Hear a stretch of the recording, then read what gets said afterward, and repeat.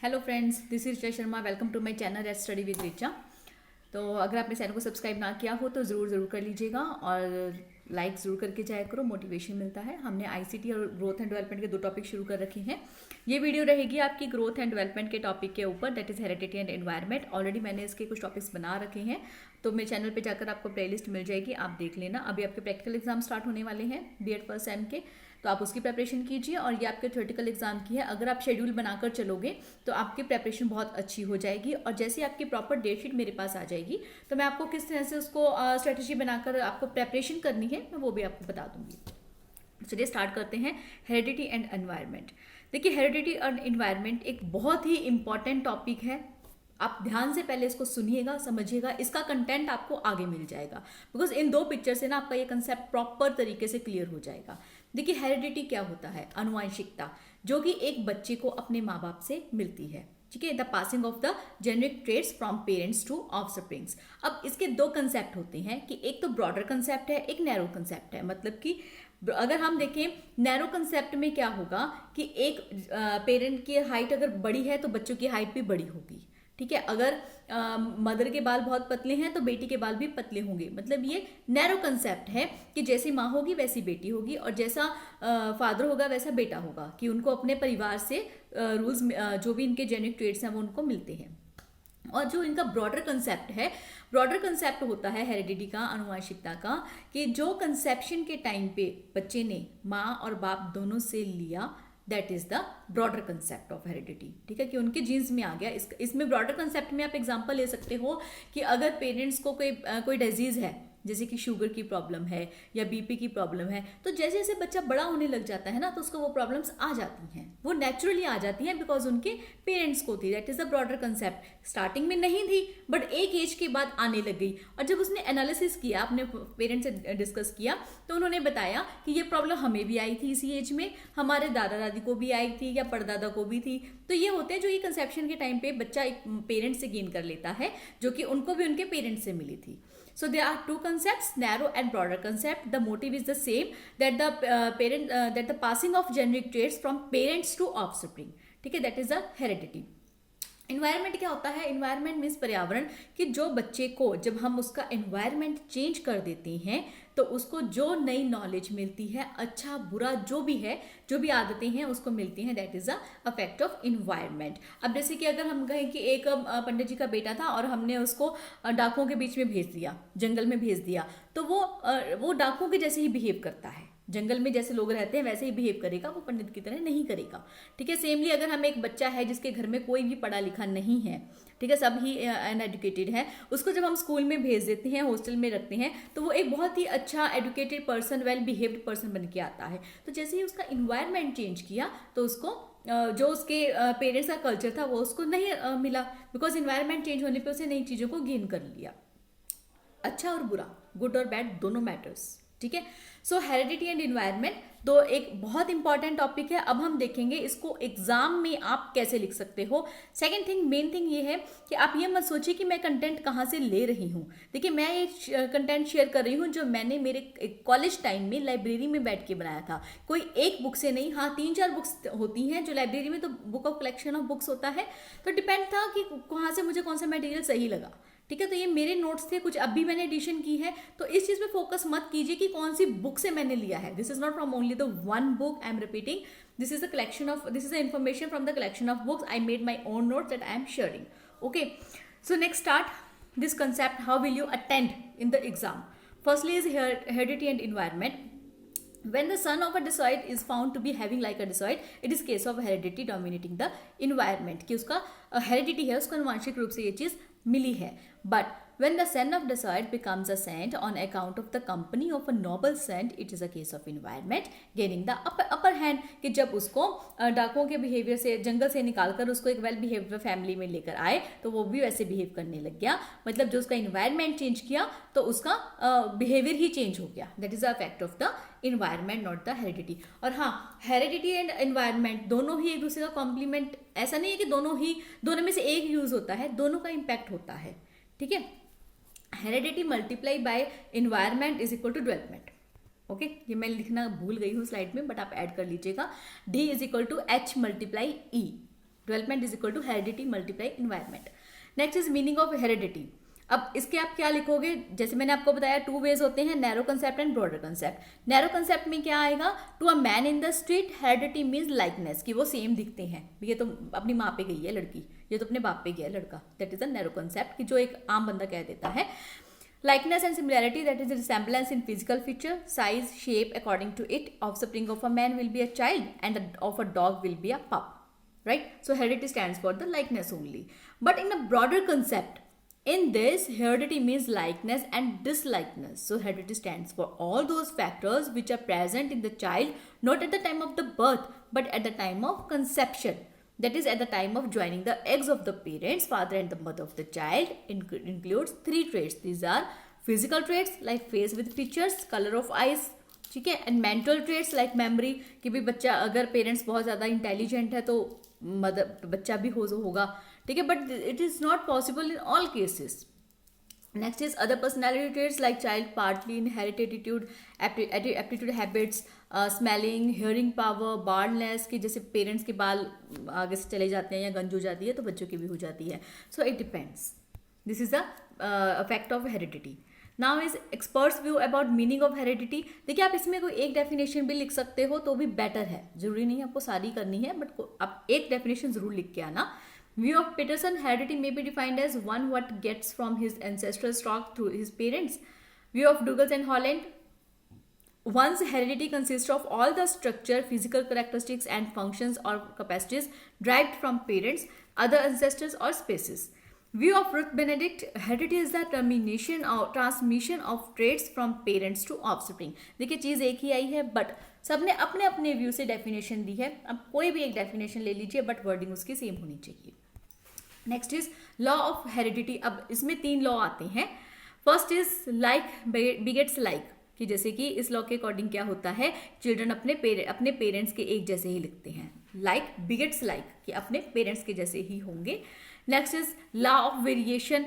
इस लॉ के अकॉर्डिंग क्या होता है कि जो व्हाइट पेरेंट्स होंगे उनके ब्लैक बच्चे हो जाते हैं, या जो इंटेलिजेंट पेरेंट्स हो जाते हैं उनके डल बच्चे हो जाते हैं। तो यहाँ पे वेरिएशंस देखने को मिलती हैं, बट कुछ ना कुछ सिमिलैरिटीज भी होती हैं। Next is law of regression. In the word of the tendency for the children of very bright parents to be less bright than their parents and a comparable tendency for the children of very inferior parents to be less inferior is called the regression.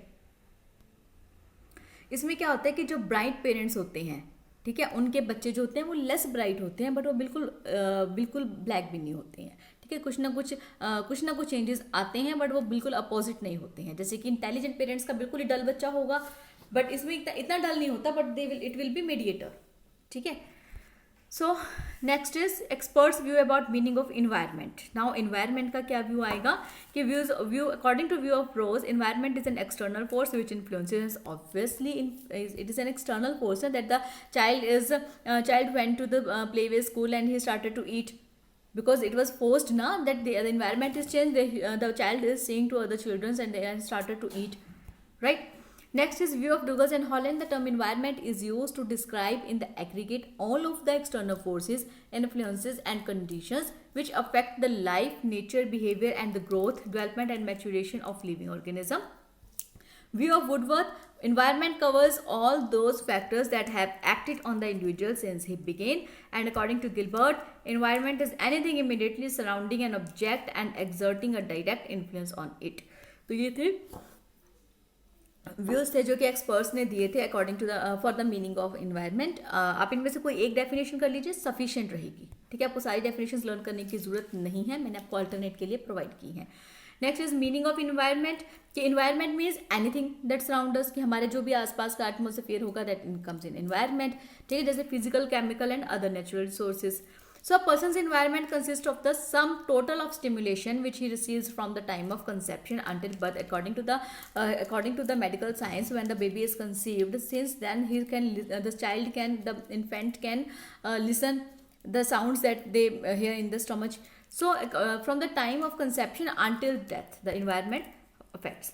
Environment consist of physical environment like food. अब जो बच्चा खाना खाएगा, अगर वो खाना खाएगा तो एक्टिव होगा तो वो क्रिएटिवली सोच पाएगा, एक्टिवली काम कर पाएगा, खेल पाएगा, ठीक है। Climate, home, school, building, this all comes in the physical environment. Next is mental environment like intellectual environment like books around the child. आप बच्चे को अगर लाइब्रेरी में बिठा देंगे तो वो स्पोर्ट्स तो करेगा नहीं, है ना, तो उसको उसके इन्वायरमेंट का फर्क पड़ता है, रेडियो टेलीविजन कंप्यूटर वो देख कर क्या सीख रहा है। Next is social environment like includes parents, member of the family, neighbour, friend, cousins, brother, sisters, और जो भी उसके फ्रेंड सर्कल में आते हैं, जो सोशल इन्वायरमेंट में आते हैं, उसके सराउंडिंग पर्सन आते हैं, ठीक है। Next is role of heredity in child development. अब चाइल्ड डेवलपमेंट में हेरिडिटी का क्या रोल है? Influence of physical development. अब देखिए जो बच्चा है अकॉर्डिंग टू हेरिडिटी रूल, जैसे अगर माँ बाप लंबे होंगे तो वो भी लंबा होगा, माँ बाप की हाइट छोटी होगी तो बच्चों की भी छोटी होगी, ठीक है, बट वेरिएशन आ जाती है एक लेवल पे जाके। Next is influence of character. Character पे फर्क पड़ता है कि जो उनकी माँ बाप की सोच होगी ज़्यादातर तो वही मिलती है। इन्फ्लुएंस ऑफ इनेट पावर्स की बच्चे की इंटरनल फीलिंग क्या है, ठीक है, बच्चा करना चाहता है। Influence of intelligence. इंटेलिजेंस पे फर्क पड़ता है कि बच्चा इंटेलिजेंट पेरेंट्स का इंटेलिजेंट बच्चे होते हैं, ठीक है। एवरीडे एक्सपीरियंस की एवरीडे जो वो काम करते हैं उसमें वो सीखते हैं, उसको कंसेप्शन करने की भी उनमें एक कैपेबिलिटी होती है। एक्सपेरिमेंट्स और फीबल माइंडेड कि बच्चे का जो वो करना चाहते हैं उसको एक्टिवली क्रिएटिवली करने की कोशिश करते हैं। जैसे कि स्कूल में बच्चे जाते हैं, उनको कोई प्रोजेक्ट दिया जाता है तो वो अपने दिमाग से सोचते हैं, जितना वो सोच पाते हैं वो करते हैं, ठीक है। So experiments on feeble minded. Next is influence on vocational efficiency कि वो जो उनके फैमिली का प्रोफेशन है या तो वो वही करना चाहते हैं, या फिर अगर वो लाइन चेंज करना चाहते हैं तो वो डिस्कशन करते हैं आसपास अपने सोशल इन्वायरमेंट में, देखते हैं कि और कौन कौन से ऐसे वोकेशंस हैं जिसको कि वो ट्राई कर सकते हैं, ठीक है, करना चाहते हैं। तो अगर वो करना चाहते हैं तो उसके लिए क्या उनको क्वालिफिकेशन चाहिए, क्या उनको करना पड़ेगा, क्या स्टेप्स होंगे, उन सबको वो रिकॉग्नाइज करते हैं। Influence on social aspect. अब देखिए अगर सोशल कल्चर सोशल जो उनकी पर्सनैलिटी होगी सोसाइटी में उसका बहुत ज़्यादा इम्पैक्ट पड़ता है। उनको रहता है कि हमारा नाम बहुत ऊंचा है, अगर हम कुछ ऐसा काम करेंगे तो हमारे घर की बेइज्जती होगी, इस तरह से उस सोशल एस्पेक्ट पे इन्फ्लुएंस पड़ता है। Next is role of environment in human development. Influence of physical development कि अगर देखो बच्चा मानो कि हाइट छोटी है बट उसको एक ऐसे इन्वायरमेंट में डाल दिया जहाँ पे स्पोर्ट्स भी की जाती हैं, एक्सरसाइज की जाती हैं, डाइट बहुत अच्छी दी जाती है, तो कहीं ना कहीं पे उसका इम्पैक्ट बॉडी पे पड़ता है, ठीक है। Influenced of intellectual and development कि अगर बच्चे का हम उसका इन्वायरमेंट चेंज कर देते हैं तो वो according to the environment changes उसको इंटेलेक्चुअली दिखने में मिलते हैं। Influence on identical twins. अब देखिए आइडेंटिकल ट्विंस होते हैं, उनमें क्या होता है कि अगर उनका एनवायरनमेंट चेंज कर दिया जाए, एक को किसी सेपरेट में रखा जाए, एक को किसी सेपरेट में रखा जाए, तो according to the environment they will behave differently, okay. Influence on orphans. Orphans पे भी इसका प्रभाव पड़ता है। Influence on different races like Clarke proved this fact by giving intelligence to some whites and negroes of America कि जो whites होंगे वो ज़्यादा इंटेलिजेंट होंगे और जो निग्रोज होंगे वो कम होंगे। तो ये क्लार्क ने प्रूव किया था, बट बाद में उसकी इस पॉइंट को क्रिटिसाइज किया गया था, तो ये चीज़ मान ली गई थी कि ऐसा हमेशा नहीं होता है कि white will be intelligent and black will not be. Next influence on total personality. अब टोटल पर्सनैलिटी पे इन्फ्लुएंस पड़ता है जब बच्चा का एनवायरनमेंट चेंज कर दिया जाता है। अगर whenever if they were given the good environment then their personality will be changed positively, and if the environment is negative so is bad then their personality will be in negative mode. Next is education implication of heredity and environment. देखिए education implications आपको अगर heredity के regarding question पूछे तो भी लिखना है, environment का पूछे तो भी लिखना है, दोनों का पूछे तो भी लिखना है, ठीक है। First is knowledge of laws of heredity कि टीचर को पता होना चाहिए बच्चे की हेरिडिटी के क्या, उनके अंदर जो हेरिडिटी के में उनको क्या मिला है, क्या बच्चे की थॉट है, उस अकॉर्डिंगली बच्चों को एजुकेशन प्रोवाइड की जाए, अपने मेथड को चेंज किया जाए या उसको किस तरह से कंसेप्ट क्लियर करवाना है वो चीज़ टीचर डिस्कस कर सके। तो उसके लिए उसको पहले नॉलेज होनी चाहिए कि उसका बच्चे का इंटेलेक्चुअल लेवल कितना है और किस तरह से उसको करवाना है। Next is knowledge of individual differences. देखिए जो टीचर है उसको ये चीज़ माननी पड़ेगी कि the students in the class having the from the different diversities like for example, one student is coming from the upper background, one is coming from the down background, but the teacher has to consider both the students together. Okay, so teacher has to understand the individual differences between the students. They should not like that I have explained this thing, then why are you not understanding? It should not be. एक student को जल्दी समझ में आता है, एक को late समझ में आता है, ठीक है। So teacher should respect the individual differences and should change that method to teach accordingly. Next is providing guidance. अब देखिए according to the level of students, teachers should provide the guidance according to their as they feel experience. With their experience, they got knowledge that how to deal with the problems of the students. So they should provide guidance according to the question of the students. Next is suitable social environment, कि उनको social environment provide करवाया जाए ताकि वो intellectually सोच सकें. Sports के लिए अगर उनको मोटिवेट करना है तो उनको स्पोर्ट्स के लिए इन्वायरमेंट दिया जाए, उनको प्लेग्राउंड दिया जाए, गेम्स के लिए कोच दिया जाए. अगर उनको स्टडी के लिए करना है तो उनको प्रैक्टिस वर्कशीट्स दी जाए इंटरेक्टिव मैनर में. ठीक है, उनको गेम्स के साथ जो मेंटल गेम्स आती हैं उनके साथ उनको मोटिवेट किया जाए. ठीक है, इससे उनको सोशल इन्वायरमेंट प्रोवाइड करवाया जाए. Suitable environment in the school, school में इन्वायरमेंट प्रोवाइड करवाया जाए. Like there must be an rich programme of various co curricular activities. The library facility must be adequate and the student should be allowed in a free period to go in the library and they can take the books. The teaching and instruction guidance must be efficient. The staff must be qualified and trained, having control over the emotions, because only the qualified and trained teacher can deal with the problems of the students they were facing. Okay, the equipment must be adequate, कि जो equipments उनको चाहिए at the time वो school में होनी चाहिए. ठीक है, school should be situated in an open locality with fresh air and sufficient sunlight so that the no disturbance will be there. School rooms should be properly violated and away from the distracting sounds. तो ये हो गया जो आप school के अंदर environment provide कर सकते हो. ठीक है, तो ये था मेरा सेशन. अभी हम इसका कंक्लूजन देख लेते हैं कि कंक्लूजन में क्या लिख सकते हैं. At the end we can say that heredity and environment both are significant factors in the development of personality.